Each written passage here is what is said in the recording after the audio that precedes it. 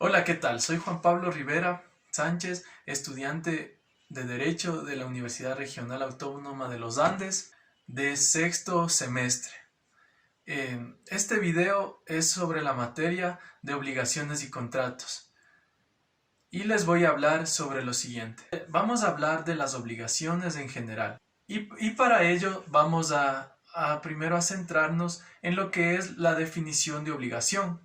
Podemos decir que la palabra obligación etimológicamente viene de la voz latina obligare, que significa atar, amarrar y ligar. También se puede decir que una obligación es un vínculo jurídico, en virtud del cual una persona llamada deudor queda en la necesidad de realizar determinada prestación, que puede consistir en dar, hacer o no hacer, a favor de otra determinada o acreedor, de tal manera que compromete todo su patrimonio, embargable en garantía del cumplimiento. Como siguiente punto vamos a hablar de lo que son las fuentes de obligaciones.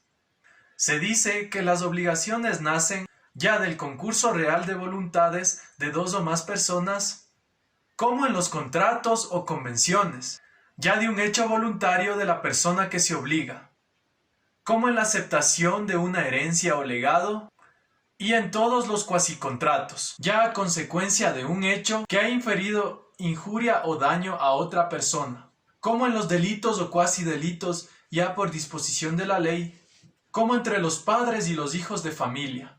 Como siguiente punto vamos a hablar sobre el contrato o convención, y para ello vamos a definir lo que es la definición de contrato, donde nos dice lo siguiente: contrato o convención es el acto por el cual una parte se obliga para con otra a dar, hacer o no hacer alguna cosa.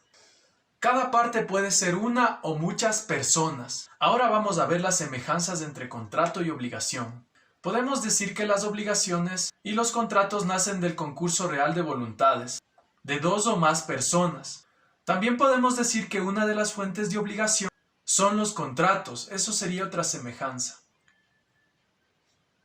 Se puede decir también que tanto las obligaciones como los contratos tienen deudor y acreedor. Otra semejanza es que también los dos consisten en una acción de dar o hacer algo. Vamos ahora a las diferencias entre contrato y obligación.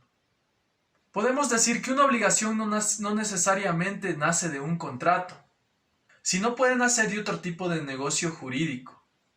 También podemos decir que el contrato es un acuerdo de voluntad y no es lo mismo que obligación, porque de allí se genera el acuerdo.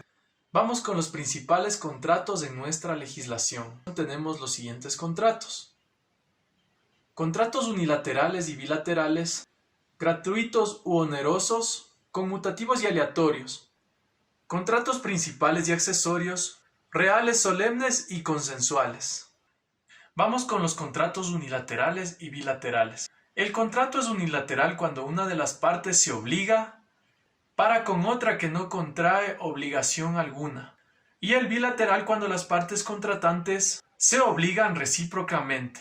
Vamos con los contratos gratuitos y onerosos. El contrato es gratuito o de beneficencia cuando solamente se obliga a una de las partes, sufriendo la otra el gravamen, y oneroso cuando tiene por objeto la utilidad. Vamos con los contratos conmutativos y aleatorios. El contrato oneroso es conmutativo cuando cada una de las partes se obliga a dar a hacer una cosa que se mira como equivalente a lo que la otra parte debe dar o hacer a su vez. Y si el equivalente consiste en una contingencia cierta de ganancia o pérdida, se llama aleatorio. Contratos principales y accesorios. El contrato principal es cuando subsiste por sí mismo sin necesidad. Accesorio cuando tiene por objeto asegurar el cumplimiento. Contratos reales, solemnes y consensuales. El contrato es real cuando para que sea perfecto es necesaria la tradición de la cosa a que se refiere. Es solemne cuando está sujeto a la observancia de ciertas formalidades especiales, de manera que sin ellas no surte ningún efecto civil. Y es consensual cuando se perfecciona por el consentimiento.